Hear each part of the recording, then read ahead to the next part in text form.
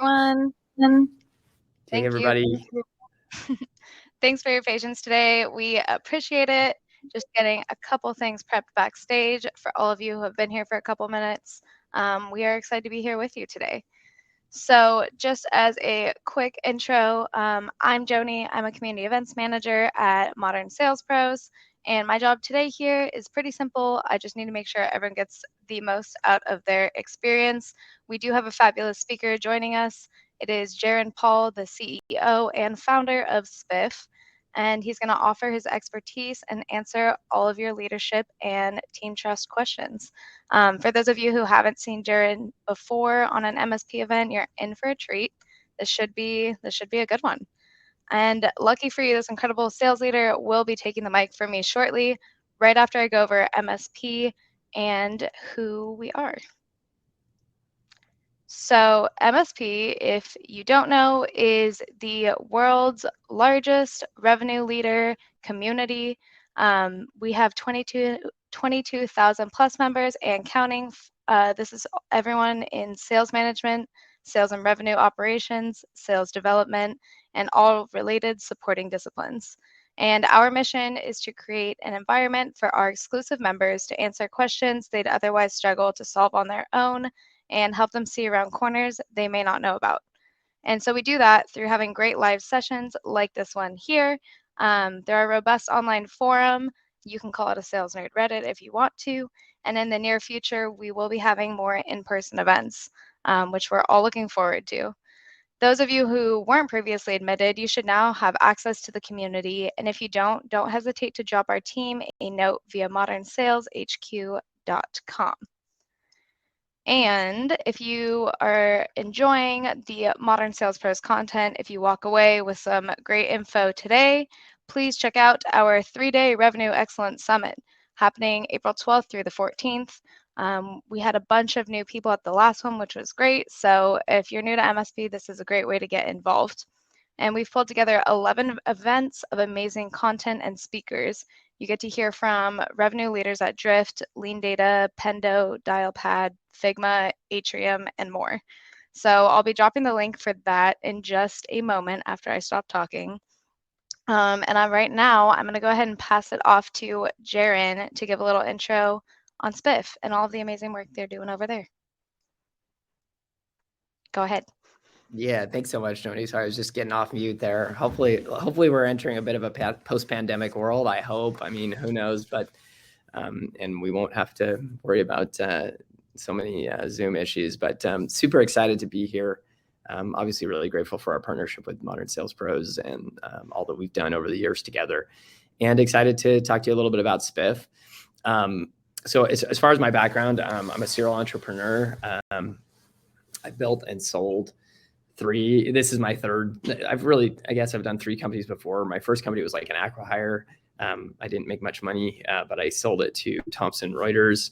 It was called Bottleneck, and it was a software product. The next company I started was a professional services firm called Scalar Partners, and grew that to multiple millions of dollars in revenue, and sold that in a buyout. And spun out of that. My true passion's always been software, so I spun out of that a company called CapShare, and sold that for right around $20 million to a subsidiary of Morgan Stanley.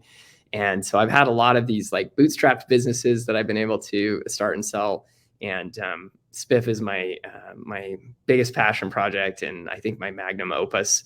And not just mine. That sounded so selfish. Multiple folks have, like, their team first for sure. There's no way that any of that could have happened without the team. But Spiff is an incredible team, and it's our magnum opus. A lot of the founders that we had in the last 2 companies I started are here alongside me. And we're really shooting for a public company this time around. So that's our goal and our aspiration. I'm super excited to be here. I've always wanted to start a software company that, like we call it, renewed the vows between sales and finance. So, we feel like there's kind of a time to renew vows in that relationship and help them become best friends again. And that's a lot of what we're trying to do here at Spiff. So really excited to be here. We're going to talk, I think every serial entrepreneur has to be a sales leader. I don't think you can be a founder without being a sales leader. That said, I just want to disclaim that I have never personally like owned I guess in a way I own every quota, but I've never been the person in the sales org that's in charge of a quota. And I didn't come up through sales. I came up more through kind of product and entrepreneurship. And actually in my early days consulting. So I think the thing that I can talk most about is kind of having a founder mindset around sales, putting it all on the line, obviously caring deeply about your clients and the sale.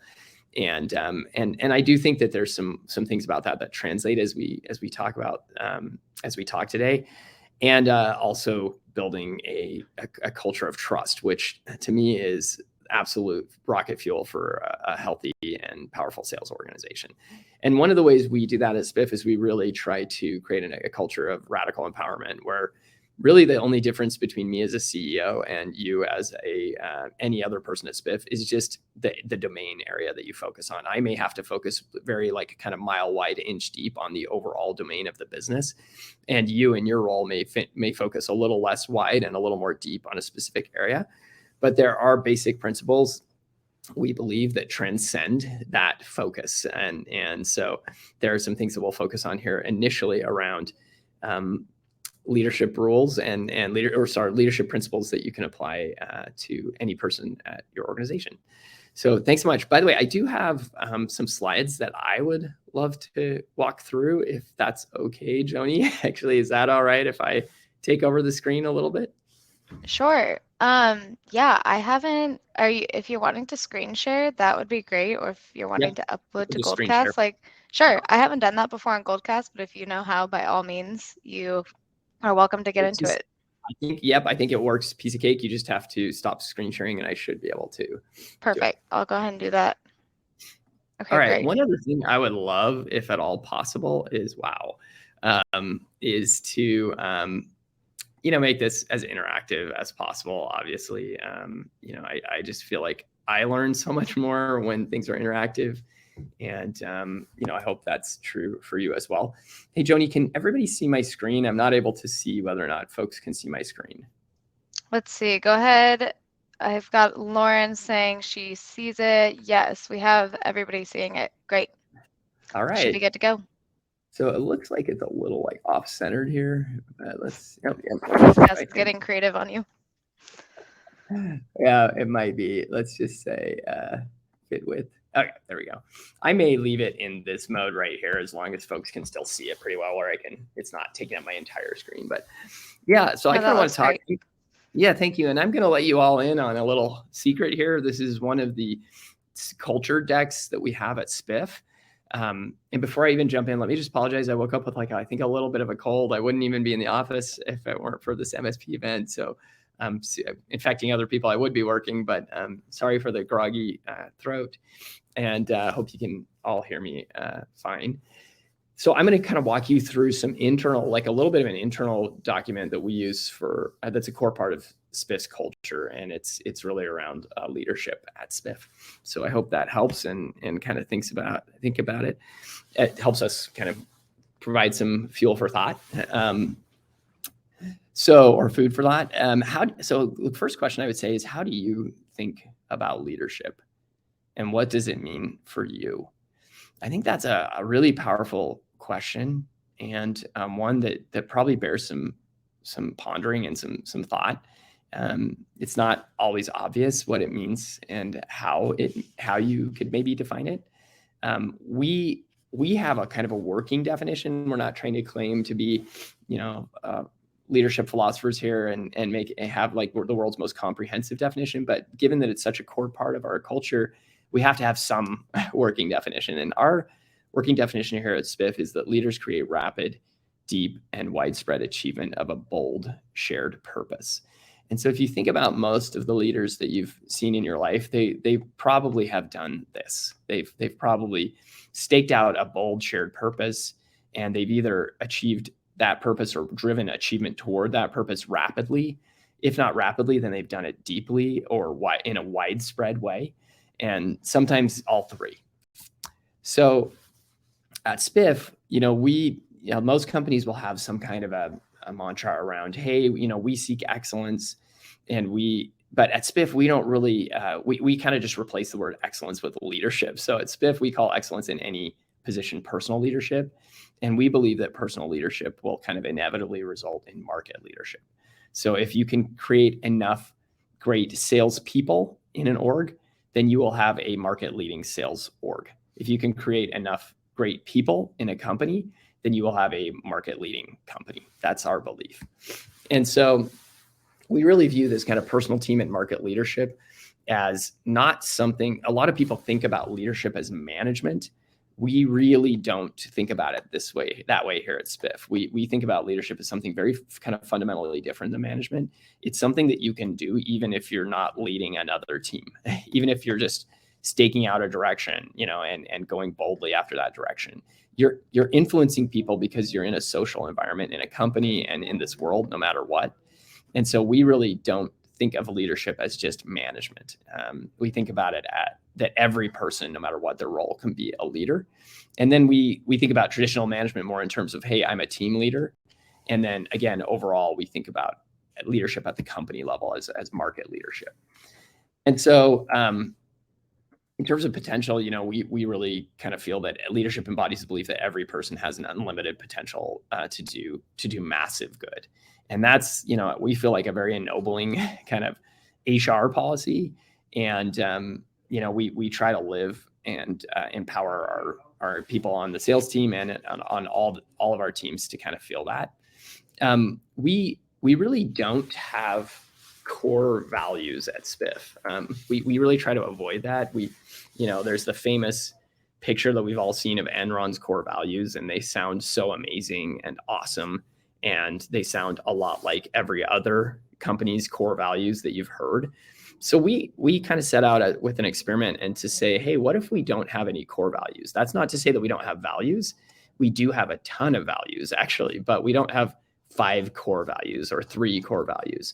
And really, again, this goes hand in hand with our concept of a leadership mandate, which is, leaders come from all walks of life, and they have different backgrounds. Very, they can be very diverse in their backgrounds, and we don't look for at all. We've basically instructed folks here at Spiff to not look for culture fits when they're hiring, but to look for culture adds.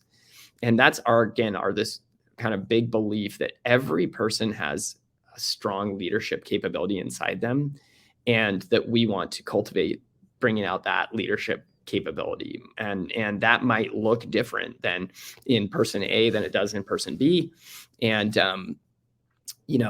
because that we don't try to force people into, hey, you have to agree with these 5 values if you want to work at Spiff. Instead, what we do though, is we have a very, very clear, what we call a definition of victory. So we are very clear about what we want to achieve in the culture that we create internally. And we have a definition of victory, which I won't go into a ton of detail on that, for our internal team members. And then we have an external definition of victory for what we want to go and achieve as a company in the marketplace. And that's really the only thing you have to agree to join Spiff, is that you are going to help us achieve our definition of victory internally and externally. That's all we look for. And that we believe that you're going to be a leader in doing that. And so because of that, we really kind of did away with core values. What does this actually mean? Because leadership sounds great in theory, but as a sales leader or any kind of a leader in an organization, how do you actually translate that to action? And what does a leader actually do? And I kind of looked, to kind of give us a sense of this to the team. Again, we're not claiming to be experts here, but we have some working definitions that we feel like have served us really well. And where we kind of got this framework was kind of from some thinking that we did around what is a CEO? What is a CEO's job? And really, a CEO's job is actually quite simple. It's not that complicated. It's to define and clarify a mission and definition of victory, is what we believe. And again, put yourself in think about yourself as a leader at your company right now. What should your job as a leader be? And see if these resonate. to clarify and define a mission and a definition of victory, and to inspire individuals to want to help you in that mission and definition of victory. Number two, it's to build a team culture, a healthy and strong team, and culture. So, you're not going to get very far in life, without influencing other people. And business and sales is critical about this. I actually tend to prefer the word influence to sales in general. I think salespeople aren't selling, they're influencing, and they are educating and influencing, essentially. And so how do you build a team and a culture that other people buy into, that's also aligned with that definition of victory in your mission? And then thirdly, you need to ensure that the team has the necessary resources to execute. For a profitable company, that can be reinvesting, making very difficult decisions about, okay, which teams need to get what investment dollars for us to really succeed in hitting our definition of victory and hitting our mission. This is actually where a lot of analysis and hand-wringing goes on, because there's always ways that we can improve team output, and there are always ways that we can be more analytical about that. And at the end of the day, you got to call it, because most of us, even billionaires, have finite resources in this world. And so you have to ensure that a team has necessary resources, and that does necessitate trade-offs by definition. And by the way, for a startup CEO or for a startup company, ensuring that a team has necessary resources is also about making sure that the company has enough venture capital funding, because every startup starts out unprofitable. Maybe there are some very rare exceptions, but most companies that are trying to grow very fast are unprofitable. That's part of their growth strategy, is to be unprofitable for quite a while, until some companies like Amazon were unprofitable for many, many years after they went public even. And so you need to ensure that you have the capital to be able to support that kind of a vision. And then lastly, I call this being the chief bottleneck remover. So drive growth. How do you eliminate bottlenecks that are hindering your team from hitting their mission and their definition of victory? I think those are, like, basically, when I think about a great CEO, they do these four things. And I'd love to hear in the comments, and maybe a bit in just a few minutes, if anybody has any other kind of key aspects of the CEO job that they feel like this leaves out, and even more importantly, what part of being a leader does these little four circles leave out? So, I think that's kind of it in terms of this section that I'd love to talk about. We do kind of talk a lot about how some other things that leaders do. We talk about them being game changers, and we know that game changer is often it's a colloquialism that we use a lot, and I think people tend to just gloss over when they hear it, and they're a game changer. But if you really think about it, what does it mean to change the game that you're playing?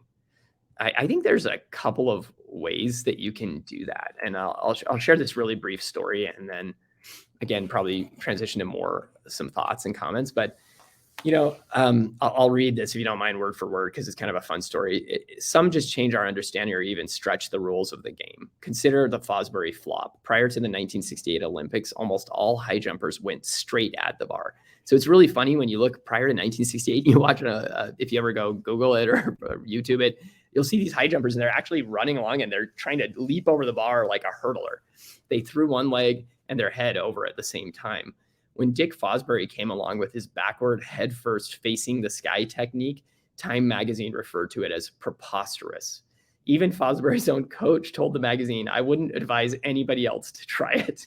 That was right before Fosbury won gold and set an Olympic record. 4 years later, most of the competitors used the Fosbury flop. It took researchers years to figure out the physics of why the flop worked so well. So how are you going to change the game in your life, in your company, in your sales organization? Again, one way to do it is to just change our understanding of how to achieve excellence, or the rules of the game. And I absolutely do think of, Fosbury is a great example of that.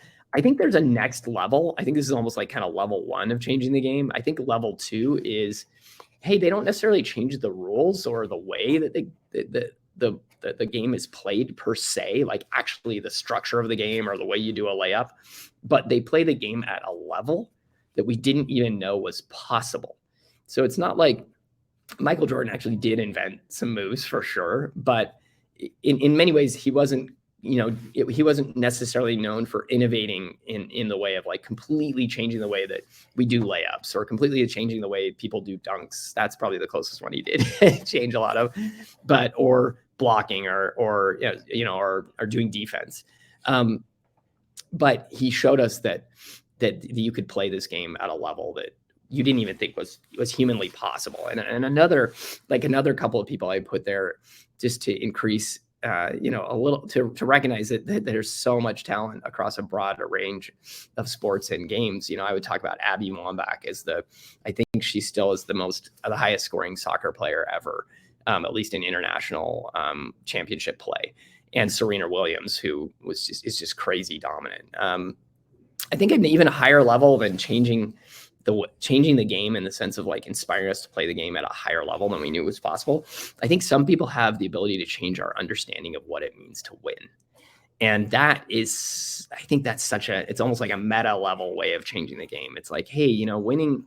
And I love the story of, it's attributed to Bill Russell, but I don't know if it's apocryphal or not, where some people asked Bill, hey,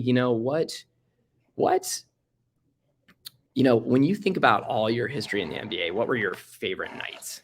And, he said, hey, I'll answer that in an interesting way. He said, some of my very favorite nights, it might surprise you, were actually nights where the other team played so well against me that I was just standing there and like fighting against it, but kind of also figuratively kind of standing back in awe and just watching the level of talent that was on display against me.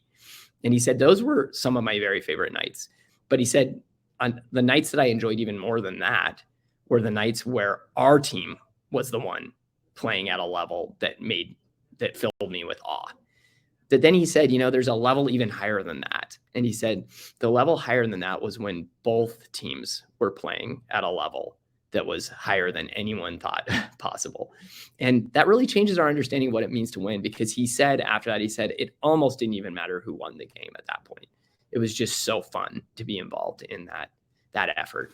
And so the last, I guess I would say the last thing, I would say maybe the highest level of changing the game is understanding what the goal of the game is, the purpose.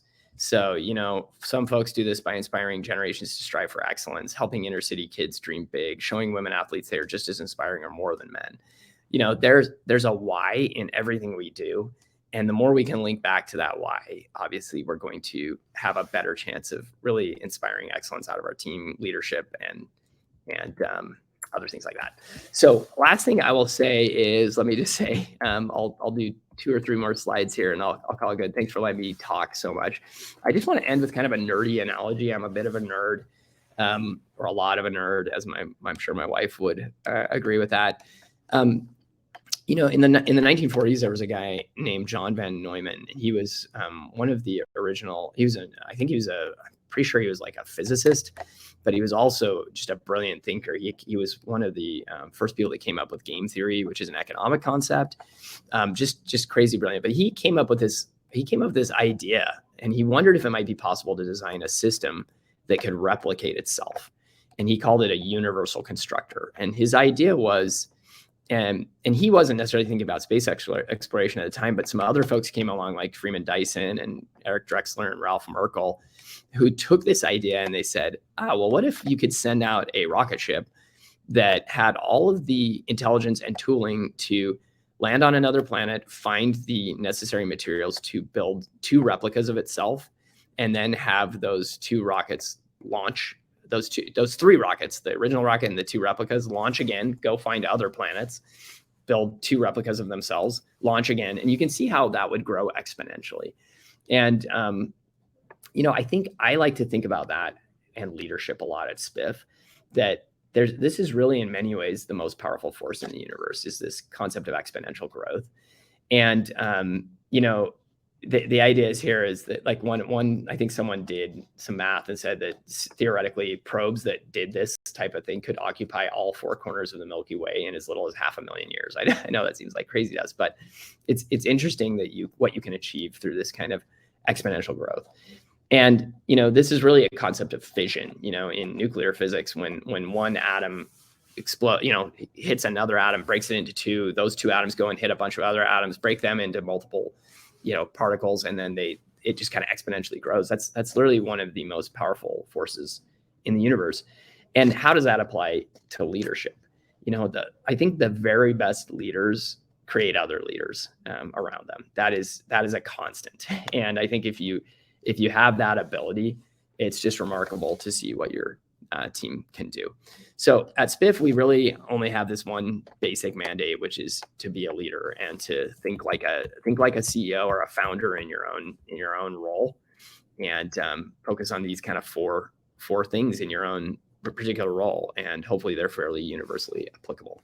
I'm going to stop there. I'm about halfway. I think we're about halfway through. Thanks for letting me talk so long. Let me see if I can actually move this off my screen here. Oh, geez, great. And grab this. Okay, it's not going to let me do that. And sorry, here we go. So I am back. And I may have you take back over screen sharing for a minute. Joni, thank you so much. Sure, of course. Thank you for that, Jeron. Yeah, thank you. I don't know if there's any questions. Maybe I'll look over here in like the Q&A and see if anything's come up. It doesn't look like there's any questions yet. And so if there are any questions, great. Let's take those for a minute. And if there aren't, then we can continue on our merry way. Sure. I'll go ahead. It looks like we don't have any questions in the chat yet, which is fine. Oh, wait. Okay, we've got a couple in here. If you want to check the public tab, Jeron, it looks like... Oh, sorry. I didn't see those. Thank you so much. No, you're good. Okay. Go for it. Let me try to read these. Okay. So it looks like we have a couple here, and I'll just try to take those. So how has this is Janisha. Thank you, Janisha, for joining us. It's awesome to have you here. How has the great resignation impacted the way you motivate your sales leaders? Oh my gosh, Janisha, it's been Janisha. It is, sorry for my butchering of your name. It has been so hard. It has been so tricky. I feel like we create a great culture here at Spiff, or we try to we strive very hard to create an amazing culture at Spiff. And we actually do strive to pay people pretty close to the 75th percentile. We're pretty big fans of the Netflix model there, which is like, hey, we want to pay people really well so that we attract true leaders, like the best of folks. But it has been hard. We've seen really big turnover in our sales organization. That has not been easy. We haven't had as much turnover in a lot of the other orgs, but it feels like there's some coming. And just retaining the talent has been hard. We've off and on kind of explored and played around with ideas like, okay, how do we like force people to like, literally, I'm not kidding. Like, this is going to sound awful for a second. How do we like force people to stay here, or like make it hard for them to leave, or like, because you get so much more out of people when they stay for a while, obviously. And we've just kind of categorically rejected that. I think our view is like, hey, even if someone came along and, even if it was like, I don't know, some other company took away one of our very best people, we really want to hold ourselves to the standard of like, hey, if we can't create an environment that retains people here, that's on us. That's not on our people. That said, there are ways that you can do it. One is I personally believe that creating a great culture is one of the best forms of compensation. I actually think it's better. I mean, there are going to be boundary conditions to this, but for me personally, working at a junky culture with and that doesn't have great learning opportunities is definitely worth 20%. To me, in terms of like salary and equity and upside, probably more, to be honest. It might even be up like upwards. So like if it's truly comparing like a best in class culture versus like a mediocre culture, that may be worth 50% to me. So, I mean, there are limits to that, but we do really try to emphasize culture and saying that we really are going to create a great culture. I didn't like totally share it with you here, but I can share one thing really quick. Yeah, I'll just say that like at Spiff, we basically I mentioned that we have an internal and an external definition of victory. And our internal definition of victory for our team members is this. We say Spiff will build world-class leaders in every position to reach escape velocity. Your years at Spiff will be the best professional years of your life. filled with unforgettable adventures, unparalleled development, and lifelong friendships. We expect everybody to be or become a leader at Spiff. Leaders create rapid, deep, and widespread achievement of a bold shared purpose. So we really key in on unforgettable adventures, unparalleled development, and lifelong friendships. That's not possible for everyone. We've certainly had disgruntled employees leave and say nasty things about us. We realize that we're not going to be a fit for everyone. And, sometimes we adhere to a really high standard and that doesn't always work, but for everyone. But we strive as much as possible to be great friends and to create a friendship arc that will transcend your experience here at Spiff, to create unparalleled development. As a startup, that is super hard. And our people here have been so patient with me and with us. We have invested in things like Udemy like crazy. We do invest in like training resources like crazy. And we're always trying to build more training resources so we can up level people. And we rely heavily on just hiring amazing other people because we feel like the best way to create excellence is to improve talent density. It's basically to have other amazing leaders around you. That's the best way to learn. And then the last thing I would say is that we try to have actually, I think that's it. Unparalleled adventure, unforgettable adventures together, which that involves just doing like some really fun cultural stuff. We talk a lot about what we call the laughter KPI. Teams that laugh together stay together. And if you don't have a lot of laughter on your sales team, honestly, I would treat it almost like a KPI, like track it. How do you laugh more together? I think that's critical. And the last thing to say is on this culture thing. Thank you so much, Tanisha, for your question. And thanks for letting me ramble so long. I would say, like culture is as culture does. And so ultimately, if you're not winning in the marketplace, unfortunately, even if you have the world's coolest ping pong tables and great food and you cater lunch on Tuesday, Wednesday, Thursday, and you give people season pass tickets to go skiing, that stuff just doesn't offset creating a winning culture. And so you have to hold yourself to a very, very high standard of market excellence as well. So I think that's a great question. Thank you so much. Let me just see. Excellent presentation. Thank you so much, Ray. This is for Ray Zhu. Would you double click into drive growth? How do you think and measure it? Yes. So this is kind of that drive growth. If you remember those 4 quadrants we had, driving growth is for us as a startup. So most startups, it's really one metric. It's for us as a software startup, it's called ARR or annual recurring revenue. But it's almost always a revenue number is the kind of top line, no pun intended, but top of mind number, at least for most startups. That said, as you progress through different series of fundraising, so at the series seed stage of a company, it's all about top line growth. Even the series A to a large extent. In the series B and C, you really have to start focusing on not just top line, but also becoming a more sustainable business. So the investors will want to see steps being made towards a great gross margin, steps being made towards great sales efficiency. And you can define sales efficiency in a number of different ways, but I'll just give you one metric that I think is very useful, which is how much revenue do we bring in this last month or quarter, depending on what time frame you want to look at it over, and how much did we spend on all of our sales and marketing. And generally they want, best in class companies that are growing really, really fast will still keep that ratio at about 1. So, you're spending about as much as you're bringing in is kind of the metric. And then I would say they also want to see, great unit economics, sales payback periods, another one that they'll often look at, which is, hey, how quickly do my reps pay back their the investment that you've put into them in terms of their base salary and commissions. And so those are some ways that we really focus on driving growth and how we measure it. So those are some of the things that we measure. Hope that helps. On a sales team, obviously it gets even more, there are lots more granular metrics to look at, like win rates. Obviously we track that, and whether or not you're hitting your quota, and how fast and how frequently you're hitting your quota, and whether you're also being a great team player and helping other people hit their quotas and some things like that. So thank you. Brandon Coons asked, hey, any examples of game changers coming from the sales team at Spiff? Oh my gosh. I'm so glad you asked this, Brandon. This is like probably my favorite question of all. Yes. Tommy Rogers is a sales rep at Spiff. He was our first sales reps. There's actually two that fit super easily in my mind in this one. We had two sales reps start at basically the same time, and they're both total game changers. The other one's name is Connor Salmon.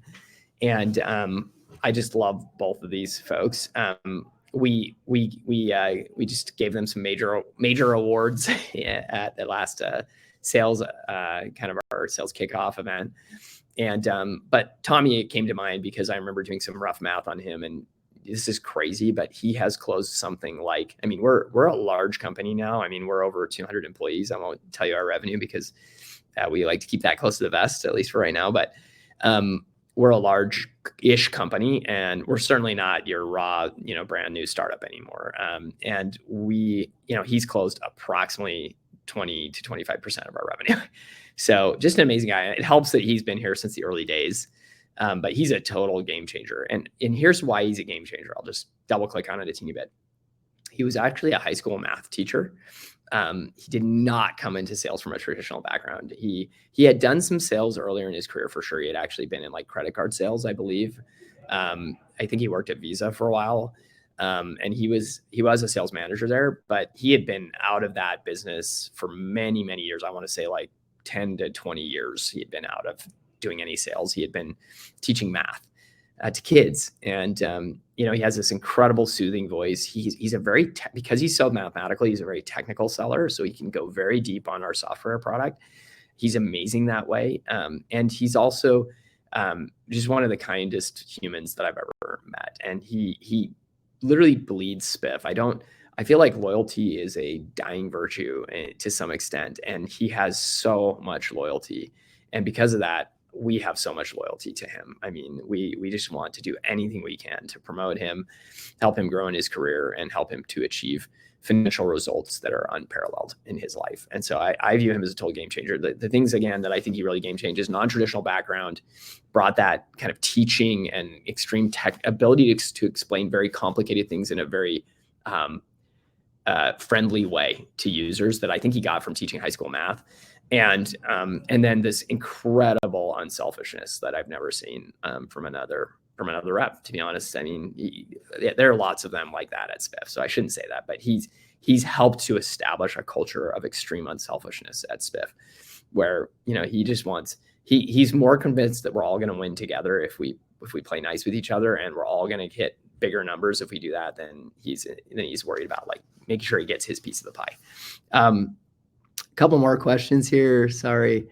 Elaine, thank you so much. How do you empower everyone to be unique and authentic while also having a scalable model? Yeah, you're kind of going right to the heart of the weakness of our model, to be honest.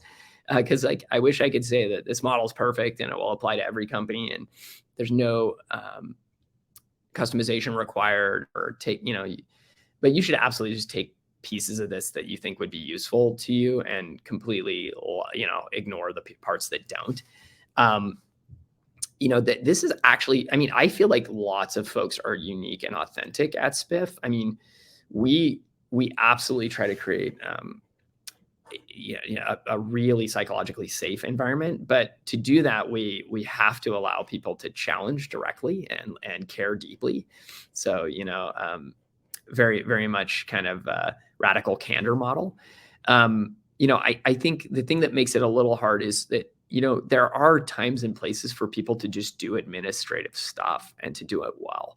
And even in my job as a CEO, there's actually a lot of administrative stuff.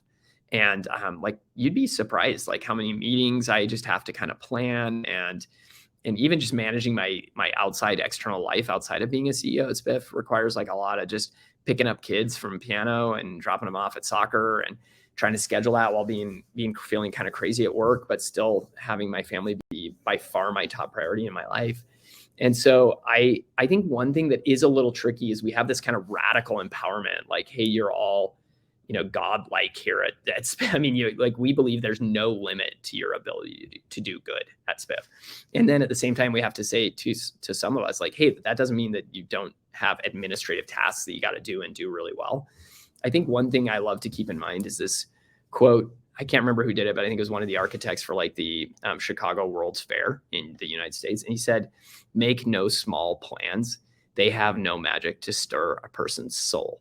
And so I love to think about that. Even when I'm doing something administrative, how does taking my kid to soccer, how can I think about that as making no small plans? Well, I can have a really powerful conversation with my son on the way to soccer and link it to what his goals are in life and what he's worried about, and and how he's feeling about soccer and what he's learning there.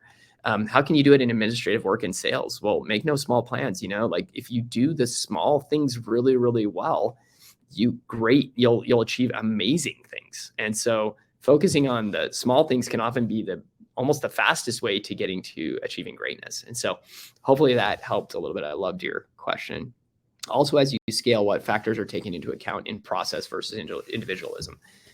This is, again, another tension, you're right, because if you have this radical empowerment of individuals as leaders, it can sometimes bump up against process a little.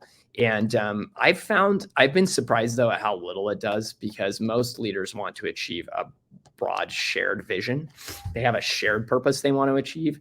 And process is almost always, as you scale and get big, it's almost always the best and fastest way to achieve a shared vision. And so if you hire great leaders, they tend to be willing to, what's the word, to be unselfish, right? And to, I guess, prioritize the overall team goals above their own personal goals a lot. Hopefully they're often hand in hand, but you'll see out of great leaders that they'll often prioritize team over self. So yeah, thank you so much for that. And then Brandon Coons, unselfishness, loyalty, teaching mentality, solid stuff. Thank you. Well, thanks for the comment. I really appreciate it. I know we only have like 15 more minutes. Is that right, Joni? Okay, so I think that those are probably most of the questions on that. Maybe we could transition just a little bit to kind of the second half. I'll go through, not the second half, like don't be scared, folks. I'll go through this really quickly, and we can, any interruption or any comments or questions you have, please put them in the chat, and we'll try to reply as quickly as possible. Joni, do you want to go to what sections do we have here? We may not be able to get to it all, but let's see. Sure, what other sections. I'll pull up the agenda, and I will let you decide based on what you think is the most relevant, which one you want to go with here, or I can just leave this up and you can go for it. This is great. I mean, we talked a lot about the leadership mandate. Like that's where we spent the last 45 minutes. We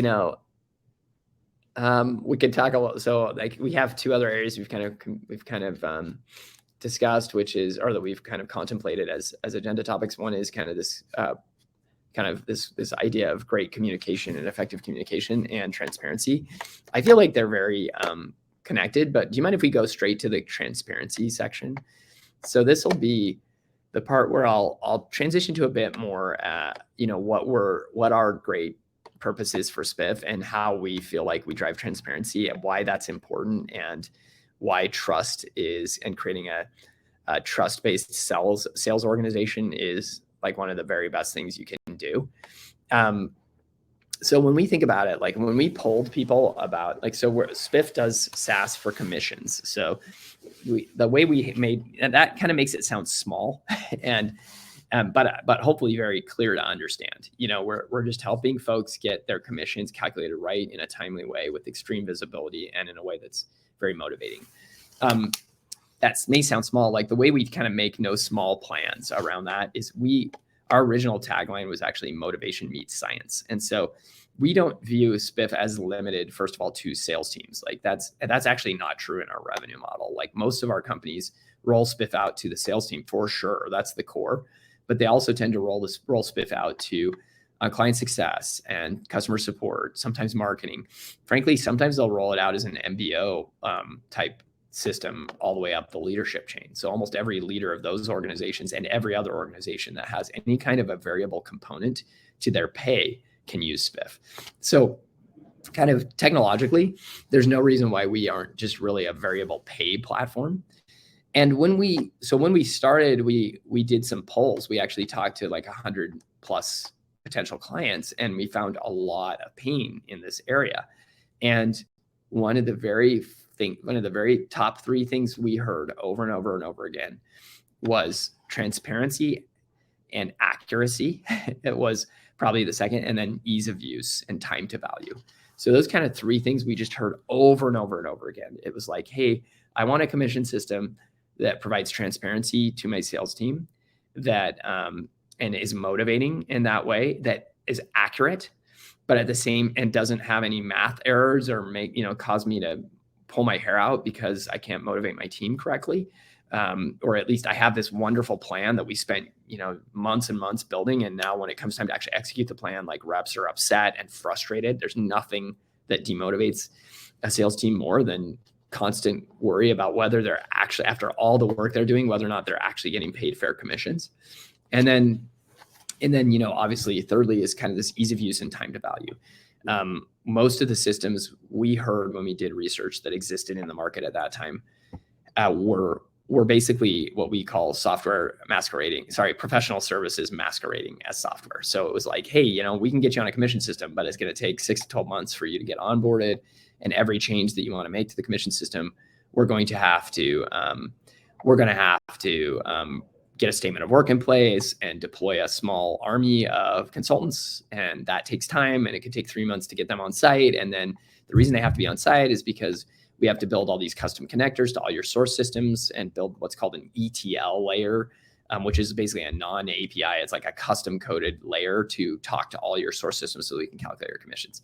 Spiff really came in with a different mindset around each of those three topics. We wanted to massively change the model on time to value, massively change the model on accuracy by making the solution for those bottom two problems was to actually make the system much more self-manageable, and really get the whole professional services side of it out of it, so to where you could actually feel like an internal team could do, if not all, most of the work of managing a commission system as easy as they manage payroll. You can't, it seems odd. It would seem very odd to us now to be like, hey, I want to set up payroll, and so I have to deploy an army of consultants to build all these integrations with all my other systems. And then after I've done that, if I ever want to make a change to a person's salary or give them a raise, then I've got to call them up again and get another statement of work. That was kind of the state of affairs for commissions when we kind of got involved. So we really wanted to revolutionize that. But the area I want to kind of talk about that's more related to leadership and creating a great trust-based culture is this idea of transparency. Reps, there's actually studies that show that if you're transparent with folks, and if they're aware in near real time or near real time of what their efforts are going to produce in terms of a reward, that they will perform sometimes up to 30% better than they otherwise would. And that was a aha moment for us. We read this To Sell is Human book by Daniel Pink, and he talks a lot about what people want and how important selling is, but also how we frequently misunderstand what motivates a sales rep. And compensation is definitely one of them, but autonomy is another one. Mastery is another one. Purpose is another one. And so I know there's lots of folks that will raise their hand and say, like, yeah, there's the age-old adage of, hey, the best way to do a salesperson's hard, like, really is through money. We're fine with that at Spiff. If that's your sales philosophy at your company, that's great. And we actually we've seen that be true for many, many companies. So it's not like we don't feel like that is one of the biggest ways to motivate folks. But regardless of what your form of compensation is, whether it's autonomy or whether it's, like mastery, or if it's purpose, or if it's compensate, like hard cash compensation kind of, we want to be able to give you a system where people can see in real time how they're performing and that they can receive rewards accordingly. And that has ended up being pretty tricky and challenging, but also one of the things I'm most proud of is creating a system that is rapidly becoming adopted. Us and other competitors, I think there's a sea change going on where folks are rapidly adopting a compensation system as a core part, a sales compensation system as a core part of their sales finance stack. And I fully believe within the next 5 years, it will just completely flip over. So the way that we kind of got to that was through these customer interviews for sure, but also we had a background in building Excel replacement technologies. And I think if there's one way you could summarize my career, it would basically be hey, show me a complicated Excel spreadsheet that's used in an important way in a business, and I'll show you a startup idea. And so as we were polling and talking to customers, this Excel spreadsheet these Excel spreadsheets they were building for their compensation system were just heinous. They were like crazy hard to manage. And they were not doing the very thing that they were intended to do, which is to motivate reps, because the reps would always get their compensation figures like sometimes 6 weeks after the quarter had closed, 2 weeks after the month had closed. It wasn't in time for them to actually adapt and change their behavior to actually hit a higher target. So that's a lot of what we believe here at Spiff from the sales side is, hey, we really want to drive transparency, and we believe that driving transparency drives trust, and driving trust drives growth. And that's kind of a core to what we believe. I know there's one more question here, and I know we're running up against time. So maybe I'll just pause there and see if there are any other questions. Let's see here. What do you think about CEOs that do not believe in Spiffs because they pay their people top of market? Thank you so much. That's Gennaro. I hope I'm pronouncing your name right. What a cool question. I wish I don't. I'm probably not going to be the wisest person you've ever heard opine on this, Gennaro. I apologize. I think Spiffs definitely have a very strong place. I think there's some really cool stuff happening with Spiffs right now, where companies like Spiff, no pun intended, are and we're actually in the very early stages of building this ourselves internally, but we are tying Spiffs to behaviors that we know will lead to closes. And so there's a real effort to kind of get ahead of, hey, you only get paid upon close, and maybe give you small incentives along the way that tend to statistically correlate, using almost like machine learning sometimes, like statistically correlate with deals that are going to close. And so that's one thing. So I'm a big believer in Spiffs, just starting there, in terms of, hey, we don't pay Spiffs because we already pay people top of market. I mean, okay. I mean, if that's true, then I would say that's probably okay. I mean, I don't know that it creates quite as fun a culture. And remember, I'm a really big fan of the laughter KPI, which is teams that aren't laughing and celebrating and high-fiving and having friendly competitions with each other. They're missing a big chunk of what creates a great culture. So I do think Spiffs applied appropriately can help really drive a great culture. And so I'd say maybe they're missing out on that. But certainly driving top of market pay. I even, we run across occasionally, even a local Utah company or two that have done this, where they don't even pay their sales reps commissions at all. They're just base salaried sales reps.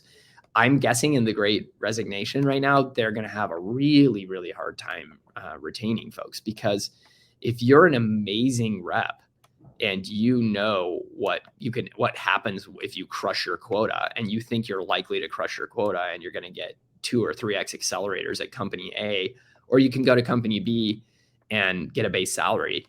I almost feel like that model of pay selects for reps that are going to be more mediocre in performance, as opposed to reps that really want to stretch for it and push it.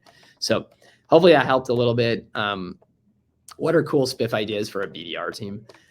Oh my gosh. We need to write an article on this, because we have heard so many here at Spiff, and here's what I'll promise you, Ray. I will do my best to get an article published on them, so that I have less of an off the cuff answer to this. But one of the ones I love the most that I remember that jumps out to me is, there's actually a company that, this is a non-monetary Spiff, okay? But there's a company that actually links, they've literally set up technologically that when you close a deal in Salesforce, on the sales floor, it will dim the lights and it will play a victory song for the rep or the BDR that closed the deal. And so literally, I mean, it could be kind of disruptive, especially if you're closing a ton of deals, but you're literally sitting in a room and all of a sudden the lights will go down, and it's like you're being in a stadium or something. And then "We Will Rock You" comes up by Queen, or whatever it is that what it is that you love. And so I thought that was a really cool, Spiff idea. Obviously we've all seen, more traditional Spiff ideas, which is hey, biggest deal gets this Spiff, companies that close this much of this particular new product that we have get this Spiff. Those are very commonly used, and I think can be quite effective as well. So those are some rough thoughts. Hey, I know we're at time. Thank you so much. This has been so much fun, and I sure have enjoyed the questions. Thank you so much for making this interactive, folks. I love that so much more than just talking the whole time. Thank you. I think I'm done here. So, Joni, I guess you take it away from here. Yes, thank you so much, Jeron. I think that was really great. It's so fun when you guys all comment and we actually have questions to go over. Obviously, Jeron is an amazing speaker, so can't say I have any complaints here.